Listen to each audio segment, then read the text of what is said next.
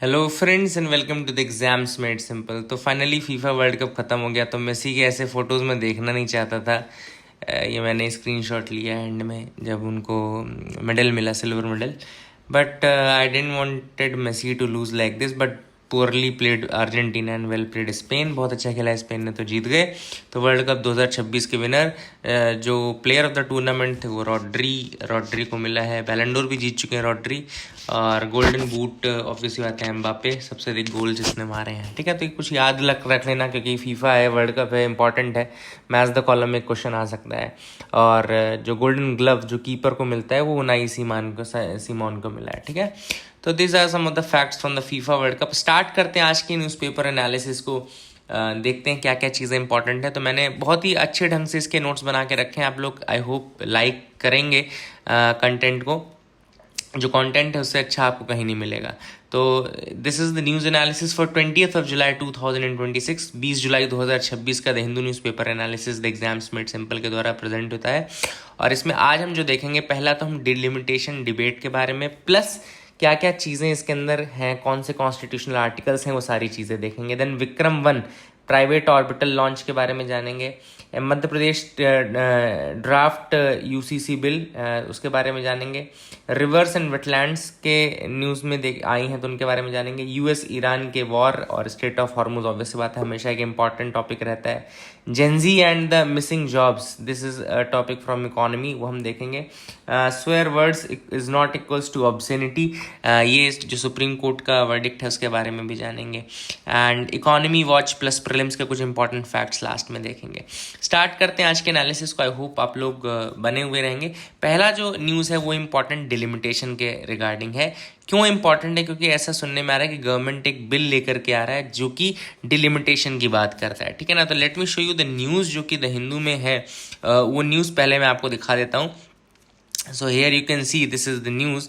Basically, center has to align what it says on delimitation, what is written in the bill, है ना। And ahead of the monsoon session दोनों news में delimitation आया है। तो वो हम देख लेते हैं। देखो, पहले तो डिलिमिटेशन के बारे में बता दूं। डिलिमिटेशन एक ऐसी प्रोसेस है जिसमें नंबर ऑफ सीट्स और बाउंड्रीज जो हैं टेरिटोरियल कॉन्स्टिट्यूएंसीज की जो हर स्टेट में होती हैं, लोकसभा के लिए भी और लेजिस्लेटिव असेंबलीज के लिए भी, वो फिक्स की जाती हैं। ठीक है, क्या नंबर ऑफ सीट्स कितनी रहेंगी प्लस बाउंड्रीज। ठीक है, वर्तमान में हालांकि पिछले 2-4 बार से नंबर ऑफ सीट्स नहीं चेंज हो रही हैं। उसका क्या कारण है वो भी मैं आपको बताऊंगा। केवल बाउंड्रीज चेंज की जाती हैं। ठीक है, डिलिमिटेशन में scheduled caste and scheduled tribe की भी सीट्स को रिजर्वेशन मिलता है कि कितनी कितनी सीट रिजर्व की जाएगी। डिलिमिटेशन प्रोसेस को करने के लिए एक डिलिमिटेशन कमीशन बनाई जाती है, जिसके लिए प्रॉपर एक एक्ट पास होता है पार्लियामेंट से। पहले 4 बार ऑलरेडी बन चुका है, 1952 में, 1963 में, 1973 में, 2002 में। ठीक है, इनके एक्ट्स आए थे। 1952 का एक्ट है, 1962 का एक्ट है, 1972 का एक्ट है, 2002 का एक्ट है ना। तो एक्ट्स का ईयर याद रखना, ये वाले कब कब बना वो मत याद रखना, भले एक्ट्स का ईयर याद रखना। Act of 1952, act of 1962, act of 1972 and act of 2002। ठीक है, पहला डिलिमिटेशन कैरी हुआ था carried out by the president with the help of election commission इन 1950-51। ठीक है, लास्ट जो डिलिमिटेशन एक्सरसाइज है उसने जो स्टेट वाइज कॉम्पोजिशन है लोकसभा की सीट में, उसको फिक्स कर दिया on the basis of 1971 census. ठीक है ना, अभी 1971 सेंसस के बेसिस पे ही फिक्स्ड है सीट्स का नंबर। ठीक है ना, हालांकि अलग अलग एक्ट से डिलिमिटेशन के लिए बोलते गए थे कि आप सेंसस 2001 के सेंसस है। जैसे लास्ट अगर मैं आपको बताऊं, जो 7th अमेंडमेंट एक्ट आया था, it provided for the delimitation of constituencies on the basis of 2001 census. अब आप बोलेंगे सर 2001 सेंसस के अकॉर्डिंग करने का बोला तो है 87th अमेंडमेंट एक्ट में, बट इसमें number of seats will not change. Number of seats will not change, only the boundaries will change, ऐसा ये भी है। ठीक है ना, क्यों? क्योंकि ऑब्वियस सी बात है, इसमें ये देखा गया था कि जिन स्टेट्स की पॉपुलेशन ज़्यादा है उनको ज़्यादा सीट मिल रही थी। तो ऐसे स्टेट जैसे साउथ इंडिया के जो स्टेट्स हैं जो फैमिली प्लानिंग और ये सब बहुत अच्छा करते हैं, उनको नुकसान पहुंच रहा था डिलिमिट एक्सरसाइज से। इसी कारण से जो सीट्स हैं उनको 71 में फिक्स कर दिया गया, 71 के सेंसस के अकॉर्डिंग। ठीक है, नंबर ऑफ सीट्स। बट अब वो नंबर ऑफ सीट्स चेंज होने वाली हैं। क्यों? क्योंकि ये जो ये ब्रेकेज है केवल 2026 तक ही है। एक्ट में साफ साफ लिखा कि एनी सर्वे, एनी पॉपुलेशन सेंसस आफ्टर 2026, यानी 26 के बाद जो भी सेंसस होगा पहला, उसके अकॉर्डिंग ही चेंज किया जाएगा। तो ये है 131st कॉन्स्टिट्यूशनल अमेंडमेंट बिल। ये डिलिमिट डिलिमिटेशन बिल के रूप में आया है, एक्ट के रूप में आया है। एंड ये जो है ये कंबाइन करेगा पुराने जो डिलिमिटेशन के पॉइंट्स उनको नए पॉइंट बनाएंगे। जैसे लोकसभा की जो मैक्सिमम स्ट्रेंथ है वो 850 करने की बात की जा रही है, तो maximum strength of the Lok Sabha will be 850 now, ठीक है ना। एंड जो सीट्स हैं among the states, they will be seats जो है among the states they will be based on the population figures of the latest census, that is 2011 census. अभी 131st amendment में जो वर्डिंग है वो लेटेस्ट सेंसस लिखा गया है, तो लेटेस्ट सेंसस अभी तो 2011 है, ये नहीं लिखा कि 2011 सेंसस, लिखा है लेटेस्ट सेंसस। तो लेटेस्ट सेंसस तो अभी 2027 का आया नहीं है, 2011 ही है, ठीक है ना। तो एंड दूसरी चीज़ ये भी है कि 2026 के बाद के सेंसस के अकॉर्डिंग आपको शिफ्ट करना है। तो यही कई लोगों ने डिबेट में ये कहा कि भाई आप 131st अमेंडमेंट लेकर के आ गए, उसमें लेटेस्ट सेंसस आपने वर्ड तो ऐड कर दिया है, बट लेटेस्ट सेंसस अभी भी 2011 का है, तो it will be against that what has been written earlier.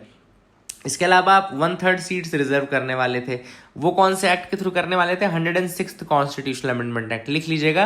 106th constitutional amendment act जो था उसके अकॉर्डिंग जो नारी शक्ति अभिनंदन एक्ट था उसमें कहा गया था कि भाई सीट्स रिजर्व रखेंगे, तो वो भी नहीं आप कर रहे हैं, क्योंकि वो उसका भी आपने कहा कि 2027 सेंसस से आपका होगा।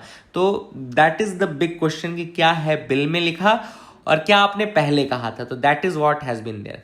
आर्टिकल 81 बता देता हूँ, कुछ जो कॉन्स्टिट्यूशनल आर्टिकल्स इसमें न्यूज में थे वो थे article 81 composition of Lok Sabha, and article 81(2)(a news में था, and the seats to population ratio to be रफली इक्वल अक्रॉस स्टेट। जो सीट टू पॉपुलेशन रेशियो है हर स्टेट का वो बराबर होना चाहिए। सीट टू पॉपुलेशन रेशियो ये याद रखना है आपको, seat to population ratio of every state should remain equal. Then article 82 जो है उसमें रीएडजस्टमेंट या डिलिमिटेशन आफ्टर एवरी सेंसस की बात की गई है as per the law of the parliament, ठीक है। एंड आर्टिकल 170 जो है वो है composition and readjustment of state legislative assemblies. तो असेंबलीज, स्टेट लेजिस्लेटिव असेंबलीज का कंपोजिशन रीएडजस्टमेंट की बात है वो आर्टिकल 170 में की गई है। आर्टिकल 330 एंड 332 जो है वो reservation of seat for SC/STs in Lok Sabha and assemblies है। आर्टिकल 329 याद रखिएगा, it bars judicial review of delimitation orders. Delimitation orders के जुडिशियल रिव्यू के ऊपर बार लगाया गया आर्टिकल 329 के अंतर्गत। तो मैंने आपको कॉन्स्टिट्यूशनल आर्टिकल्स जो थे डिलिमिटेशन से रिलेटेड वो भी बता दिए। फ्रीज स्टोरी क्यों 1971 सेंसस के थ्रू नंबर्स फ्रीज कर दिए गए थे, तो मैंने आपको बता दिया कि और जो सदर्न इंडिया के स्टेट्स है जहां पॉपुलेशन कंट्रोल अच्छे से हुई है तो उनको लॉस ना हो, इस कारण से फेयरनेस के लिए उन्होंने कहा कि आप ये कर। लेकिन हालांकि 100 जो आपका 84th अमेंडमेंट एक्ट है 2001 में आया था उसमें इन्होंने कहा इसमें ये इन्होंने कहा कि it extended the freeze until the first census after 2026। इन्होंने कहा कि 2026 के बाद जो पहला सेंसस होगा तभी तक के लिए नंबर्स फ्रीज हैं, उसके बाद आप चेंज कर सकते हो। और आर्टिकल 87th अमेंडमेंट एक्ट 2003 का है, वो कहता है कि बाउंड्रीज जो है वो रीड्रॉ कर सकते हो बेस्ड ऑन द 2001 सेंसस, ठीक है ना। तो ये भी आपको याद रखना। I hope you got clarity regarding that as well. तो all this things are important, I hope you got clarity. अगली न्यूज़ भी जो डिलिमिटेशन की 2 न्यूज़ थी वही है। करंट बैटल मैंने आपको बता दिया क्या क्या चीज़ें हैं। I hope you got clarity regarding that. नारी शक्ति वंदन अधिनियम इसमें 33% सीट्स लोकसभा में, स्टेट असेंबलीज में और दिल्ली की असेंबली में भी ये जो है वो फिक्स किए जाएंगे for the women. 33% seats reserve किए जाएंगी फॉर द वुमेन। बट इसमें ये है क्लॉज कि only after delimitation following the first census taking after the commencement. तो जो सेंसस पहली बार होगा after this commencement of the act, यानी कि 2027 का जो सेंसस होने वाला है उसके बेसिस में ही किया जा सकता है। एंड 15 साल का सनसेट पीरियड रहेगा इसमें, ठीक है ना। तो I hope you got clarity regarding that as well. अगली न्यूज़ देखते हैं, US Iran war, strait of Hormuz. तो यहाँ पे देख लेते हैं क्या क्या है। स्ट्रेट ऑफ हॉर्मुज क्या इंपॉर्टेंट है, क्यों? तो स्ट्रेट ऑफ हॉर्मुज कनेक्ट करती है पर्शियन गल्फ को गल्फ ऑफ ओमान से, ठीक है, याद रखिएगा। गल्फ ऑफ ओमान जो है वो कहाँ पे ओपन होती है? अरेबियन सी वाले पोर्शन में। तो Persian gulf, gulf of Oman कहाँ है? अरेबियन सी में, ठीक है। ईरान नॉर्थ में है, ओमान का जो मुसंदम पेनिनसुला इनक्लेव है वहां पे लाई करता है, प्लस UAE के साउथ में आता है, ठीक है ना। ये आपको याद रखना है कि ये ईरान नॉर्थ में है, ओमान का मुसंदम पेनिनसुला है इनक्लेव वहां पे आता है, प्लस UAE साउथ में टच करता है, ठीक है। I hope you got clarity.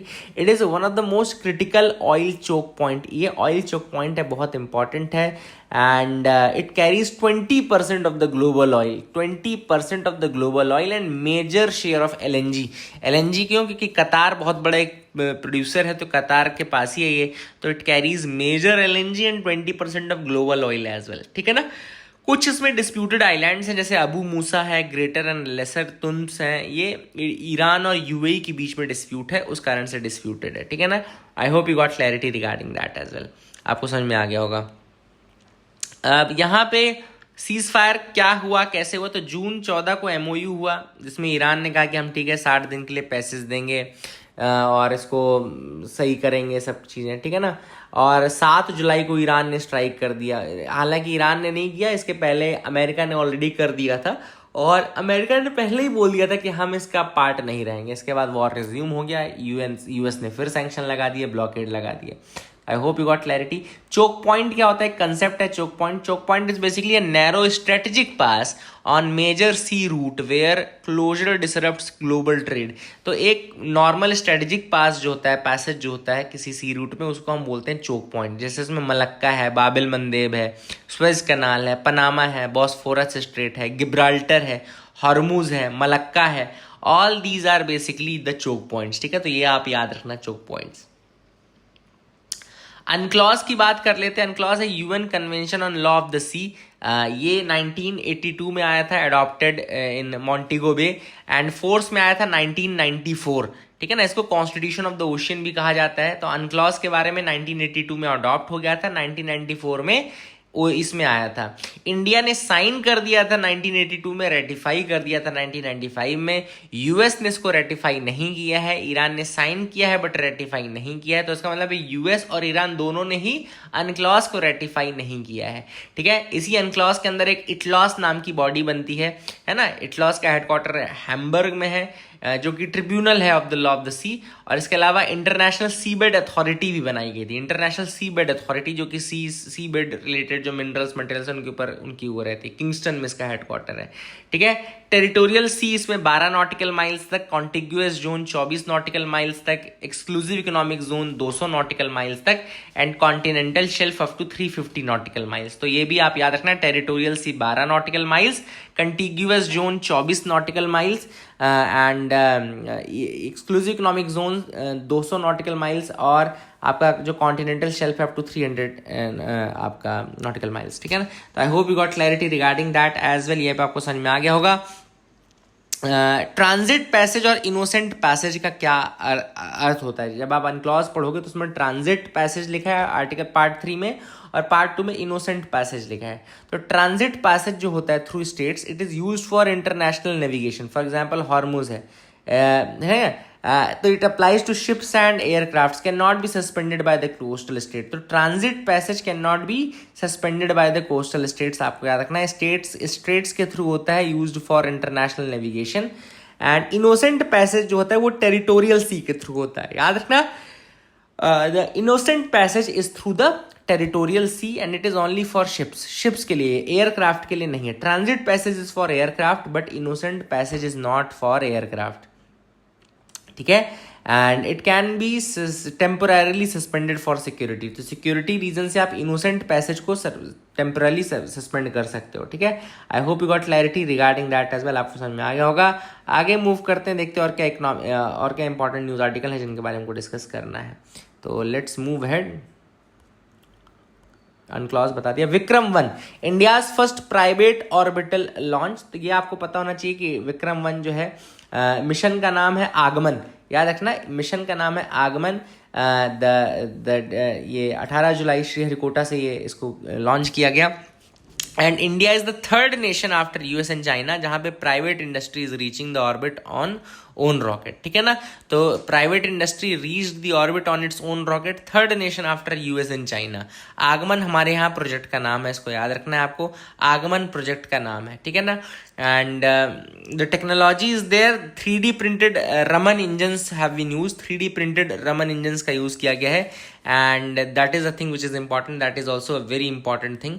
and technology जो इसमें दूसरी है वह कार्बन कंपोजिट एयर फ्रेम. तो जो फाइबर एलिमेंट यूज़ किया गया है, the carbon fibre filament set in resin, तो स्ट्रेंथ और जो है वो काफ़ी ज़्यादा बढ़ जाती है वेन कम्पेयर टू एल्यूमिनियम और मराजिंग स्टील्स एंड ऑल, ठीक है ना.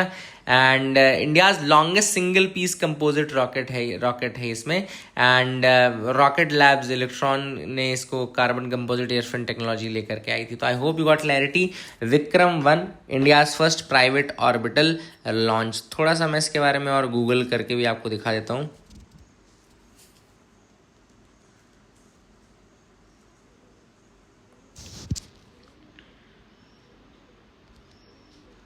आई थिंक द नेट, मैंने इंटरनेट नहीं लगाया था, ठीक है. और इसमें कंपनी का नाम याद रखना है, स्काईरूट एयरोस्पेस. 18 जुलाई को लॉन्च किया गया श्री हरिकोटा सतीश धवन से. मिशन नेम है आगमन, संस्कृत फॉर अराइवल. तो ये मैंने आपको ऑलरेडी बता दिया है. एंड इसमें स्कोप और ग्रह सैटेलाइट्स हैं. तो ये कुछ इंपॉर्टेंट चीज़ें हैं जो कि आप याद रख सकते हैं. तो इंडिया का प्राइवेट स्पेस इकोसिस्टम अगर आप देखें तो यहाँ पर काफ़ी इंपॉर्टेंट डेडलाइंस हैं. जैसे कि यहाँ पे इंडिया की जो स्पेस पॉलिसी थी 2022 में आई. 2022 में इन स्पेस को बनाया गया, single window regulator promoter under DOS, department of space के अंदर इन स्पेस को बनाया गया है ना. स्काईरूट विक्रम-S जो है first private sub orbital launch भी स्काईरूट ने ही किया था, विक्रम-S को लॉन्च किया था. और 2023 में फिर इंडिया की स्पेस पॉलिसी आई जिसमें इसरो फ्रीड फॉर R&D और NSIL एक कमर्शियल आर्म बनाई गई, नेशनल स्पेस जो लिमिटेड है NSIL, वो भी बनाया गया 2023 में. इसके अलावा पहले FDI 849% ऑटोमेटिक रूट था in launch vehicle, 100% in components कर दिया गया 2024 में, ठीक है ना. और जो विक्रम-1 ऑर्बिटल सक्सेस है वो 2026 में हमको अचीव हुई. तो काफ़ी इंपॉर्टेंट चीज़ है ये काफ़ी बड़ा एक वो भी है. और I hope you got clarity regarding that as well. तो इसमें सिंगल 3D प्रिंटेड इंजन भी है. हमारे यहाँ का जो प्राइवेट इंडस्ट्री है स्पेस में वो काफ़ी बढ़ भी रहा है. Gen Zs and the India's missing jobs. अब यहाँ पे हम बात कर लेते हैं क्या एडिटोरियल की. इंडिया में क्या हो रहा है जेनजी के साथ, और जेनजी का जो अनएम्प्लॉयमेंट रेट है वो क्या है.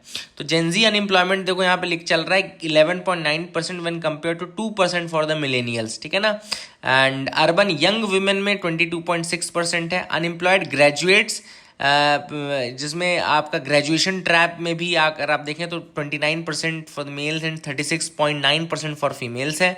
Gen Z with any social security cover only 20%, and with a formal job contract are only 14.1%, ठीक है. तो इंडिया की जो यूथ पॉपुलेशन है वो काफ़ी ज़्यादा है, जिसमें Gen Zs are the persons born 1997 to 2012. तो 1997 से 2012 तक जो लोग पैदा हुए उनको जेनजी माना जाता है. एंड वर्किंग एज जो है आपकी, ये पता है ना, वर्किंग एज मतलब 15 साल से ऊपर जो लोग भी काम करने के लिए रेडी हैं उनको माना जाता है कि भैया वर्किंग पॉपुलेशन में आती है, ठीक है. And labour force participation rate अगर आप देखें तो जेनजीज का केवल 41.7% है वर्सेस मिलेनियल्स का 75% है. वहीं रूरल में ज़्यादा है और अर्बन में कम है. वुमेन की हम बात करें तो 27.1% of Gen Z women in domestic duties only, and only 4.7% are regular wage earners. तो अगर वुमेन की बात करें तो जेनजीज में केवल 4% ही रेगुलर वेज अर्नर्स हैं. Only 17.3% of Gen Z workers have any contractual employment, informalization है ना. तो all this things are there. तो क्या हो रहा है, व्हाट इज द थिंग. यहाँ पे ऑथर ने कहा कि भैया बहुत सारे चीज़ें हैं. Weak school to work transition, मतलब स्कूल में इनरोलमेंट ज़्यादा हो रहे हैं लेकिन वर्क उनको ट्रांजिशन में नहीं, मतलब वर्क नहीं मिल रहा है. क्यों नहीं मिल रहा है? क्योंकि ऑटोमेशन और AI के आने के कारण जो स्किल है वो काफ़ी मिसमैच हो गई है. भैया आपका कंटेंट जो है, आपका जो पूरा सिलेबस है वो पूरा अभी भी पुराने ढर्रे पे बना हुआ है. अब जैसे आप UPSC को ही ले लो, इस बार UPSC के पेपर क्यों नहीं बन रहा लोगों से? क्योंकि UPSC भी अब AI का यूज़ कर रहा है, वो भी ऐसे क्वेश्चन पूछ रहा है जो मेन फ्रेम में नहीं है ना. तो आपको भी इन सब चीज़ों का यूज़ करना पड़ेगा. और education is no longer guaranteeing the jobs, security, socially corrosive frustration काफ़ी ज़्यादा आपने देखा होगा. Education is now no longer a guarantee for jobs, ठीक है ना. एंड बेसिकली जो जॉब्स भी हैं skilling can not substitute job creation. आप केवल स्किल बढ़ाते जा रहे हो पर जॉब क्रिएशन नहीं कर रहे हो। जॉब क्रिएशन करो ना, आप स्किल्स बस मत बढ़ाओ, जॉब क्रिएशन करो, लोगों को जॉब दो। तो that is the thing which is important. I hope you got clarity regarding that as well. अब हम बात करते हैं यूनिफॉर्म सिविल कोड की। तो यूनिफॉर्म सिविल कोड अगर आप देखें तो आर्टिकल 44 के अंतर्गत आता है। आर्टिकल 44 जो कहता है वो कहता है state shall endeavour to secure a uniform civil code for citizens throughout India. ठीक है, और इसमें ट्राइबल्स को इससे एग्जेम्प्ट किया जाता है आर्टिकल 342 से और आर्टिकल 366 सब सेक्शन 25 से, जहाँ पे डेफिनेशन ऑफ एसटीज है। एसटी की डेफिनेशन कहाँ पर है? 366 सब सेक्शन 25 में। ठीक है, तो ट्राइबल एग्जेम्पशन भी है आर्टिकल 342 के अंतर्गत। टेंशन ये है कि कई लोग कहते हैं कि आर्टिकल 44 जो है वो फ्रीडम ऑफ रिलीजन से क्लैश कर जाता है, आर्टिकल 25 to 28 जो है, प्लस आर्टिकल 29 जो कल्चरल राइट्स हैं उनसे वो करता है क्लैश। और यूसीसी जो है वो स्टेट सब्जेक्ट भी है और पर्सनल लॉज जो है they fall in concurrent list, है ना। मतलब ये भी एक क्लैश है, यूसीसी जो है स्टेट सब्जेक्ट भी है। क्यों? क्योंकि पर्सनल लॉज जो है कॉन्करेंट लिस्ट में आते हैं, तो कौन लॉ बनाएगा? That is the thing which is important. Madhya Pradesh की कैबिनेट ने अप्रूव किया है ड्राफ्ट यूसीसी बिल को। ये ड्राफ्ट यूसीसी बिल क्या बोलता है? It bans polygamy. तो मल्टीपल शादी जो होती है वो नहीं कर सकते, निकाह हलाला नहीं कर सकते। निकाह हलाला आपको पता है ना कि एक शादी अगर टूट जाए दोबारा उसमें वापस जाना है तो निकाह हलाला करना पड़ता है आपको। ट्रिपल तलाक नहीं कर सकते। वर्बल पंचायत, डाइवोर्स लीगल कर दिया गया है। वर्बल पंचायत के डाइवोर्स को, मतलब डाइवोर्स को नहीं, डाइवोर्स केवल स्टैट्यूटरी ग्राउंड पे। And mandatory registration of marriages, divorces and live in relationship, इनको भी आपको करना पड़ेगा। Mandatory registration of marriage as well as divorces and as well as live in relationships as well. ठीक है ना। And affidavit should be within 1 month। Parent informed if partner is less than 21। अगर 21 साल से कम की partner है तो आपको इन्फॉर्म भी करना है पेरेंट्स को, एंड रिकॉर्ड पुलिस के साथ शेयर करना है। टर्म इलिजिटिमेट रिमूव्ड, है ना। Children of live in unmarried surrogacy ART parents get equal status and inheritance. जो बच्चे हैं लिव इन के, अनमैरिड के, सरोगेसी के, ART के, उनको इक्वल स्टेटस दिया गया है। इलेजिटिमेट चाइल्ड अब नहीं बोला जाएगा, इलेजिटिमेट शब्द हटा दिया गया है। Scheduled tribes fully exempted. जो शेड्यूल्ड ट्राइब फुल्ली एग्जेम्प्टेड है कौन कौन से? भील, गोंड, कोरकू, बैगा, सहरिया, भारिया एक्सेट्रा। ठीक है, तो scheduled tribes have been fully exempted. कुछ केसेस इंपॉर्टेंट है। शाहबानो केस 1985, जहां पे सुप्रीम कोर्ट ने कहा कि भैया मेंटेनेंस जो है वो देना चाहिए, है ना। And that is the Shah Bano case of 1985। Sarla Mudgal and John Vallamattom, ये दो अलग अलग केसेस हैं। 1995 का सरला मुदगल केस है, जॉन वल्ला मट्टूम 2003 का केस है, जहां पे यूसीसी की बात करता है। And Goa is the only pre existing common civil code. तो गोवा अभी भी एकमात्र pre existing common civil code है वहां पे। पोर्चुगीज सिविल कोड 1867 के हिसाब से चलता है। एंड इंडिया में Uttarakhand is the first state post independence to enact UCC. 2024 में उत्तराखंड पहला स्टेट बना जहां पे यूसीसी इनैक्ट किया गया। तो ये भी काफी इंपॉर्टेंट फैक्ट है। I hope you got clarity regarding that as well. I hope you got clarity. Judgment आया अभी बेसिकली लैंड डिस्प्यूट केस में, जहां पे abuser was booked under section 294B IPC, obscene act और सॉन्ग इन पब्लिक। उसमें उन्होंने कहा कि profanities may be abusive, unpalatable और uncivil but not automatically qualify as obscene. मतलब अगर आप गाली दे देते हो किसी को तो वो ऑब्सेनिटी में नहीं आ जाता है। सुप्रीम कोर्ट ने जजमेंट दिया है, कोई बंदा था जिसने अब्यूजिव लैंग्वेज का यूज किया, लेकिन उसको जो बुकिंग की गई वो तमिलनाडु लैंड डिस्प्यूट केस में वो सेक्शन 294B IPC के थ्रू, IPC मतलब आपका BNS के थ्रू की गई। BNS उसमें ऑब्सीन एक्ट लैंग्वेज की बात की जाती है कि ऑब्सीन एक्ट कर रहे हैं। तो भैया ऑब्सीन वर्ड जो है दे मस्ट बी लेसिवियस, मतलब उनके अंदर एक हवस दिखनी चाहिए, है ना। And they appeal to prurient interest and tend to deprave the likely audience, है ना। तो that is the thing which is important. Section 294 जो IPC का था वो सेक्शन 296 BNS का हो गया, याद रखेगा। Obscene act and song in public places, section 296 of BNS, ये भी आपको याद रखना है। एंड IT एक्ट का सेक्शन 67 जो है वो ऑब्सीन मटेरियल इलेक्ट्रॉनिक फॉर्म में उसको बैन करता है। क्यों? क्योंकि डिसेंसी और मोरालिटी के अगेंस्ट आते हैं सब। ठीक है, तो यहाँ पे याद रखना बहुत इंपॉर्टेंट है। ये जो रूलिंग है, नई रूलिंग है, अब ये ऑब्सिनिटी के लिए बहुत इंपॉर्टेंट उन्होंने कह दिया है कि भैया आपको लेसिवियस होना चाहिए। केवल गाली कोई दे देगा तो उसको ऑब्सिनिटी के अंदर बुकिंग नहीं कर दोगे आप, है ना। I hope you got clarity regarding that as well. Prevention of insult to national honour amendment bill 2026 लाया गया, जो कि अमेंड करता है 1971 के एक्ट को। Prevention of insult to national honour act है 1971 का, उसको अमेंड किया गया है by the 2026 prevention of insult to national honour amendment bill, जहां पे 1971 का act currently penalises insult to national flag, constitution and national anthem. इस अमेंडमेंट के थ्रू नेशनल सॉन्ग को भी उसमें ऐड कर दिया गया है कि इस किसी भी तरीके से अगर आप ऑब्स्ट्रक्ट करते हो सिंगिंग ऑफ नेशनल सॉन्ग या insult in any form, then it will be punishable. काफी इंपॉर्टेंट है, आपको याद रखना है। और कल्चर की एक और न्यूज थी, Shabd Lok was there which is the museum of word in Kolkata. India first immersive language museum है। बहुत अच्छी न्यूज आर्टिकल मैं आपको सारे बताते जा रहा हूं, आप लोग आई होप अच्छा लग रहा होगा आपको। शब्द लोक याद रखिएगा, museum of words. It is the first immersive language museum and it celebrates India 22 official 8 schedule languages. जो हमारी लैंग्वेजेस है 8 शेड्यूल की, उनको सेलिब्रेट किया जाता है। एंड यहाँ पे गैलरीज हैं एंड 8th शेड्यूल में 22 लैंग्वेज आती हैं। इसमें क्लासिकल लैंग्वेजेस 11 हैं, याद रखिएगा। तमिल, संस्कृत, तेलुगु, कन्नड़ा, मलयालम, उड़िया, मराठी, पाली, प्राकृत, असमी, बंगाली, ये सब 2024 में ऐड हुई। तो अब टोटल 11 क्लासिकल लैंग्वेजेस हैं, है ना। तो याद रखें, पहली तमिल थी, ये इंपॉर्टेंट है। I hope you got clarity regarding that as well, आपको समझ में आ गया होगा। और वंदे मातरम के बारे में आपको पता होगा कि बंकिम चंद्र चट्टोपाध्याय के आनंद मठ से लिया गया 1882 में, और पहली बार 1896 कलकत्ता सेशन में गाया गया था बाय रविंद्रनाथ टैगोर जी। और 24 जनवरी 1950 प्रेसिडेंट राजेंद्र प्रसाद उस समय थे, उनका स्टेटमेंट था Vande Mataram to be honoured equally with Jana Gana Mana, not written in the constitution, लेकिन अब लिख दिया गया है ना। आर्टिकल 51A का सबसेक्शन ए जब पढ़ोगे तो उसमें लिखा है duty to respect national flag, national anthem and song, उसमें भी नहीं है। तो I hope you got clarity regarding that as well.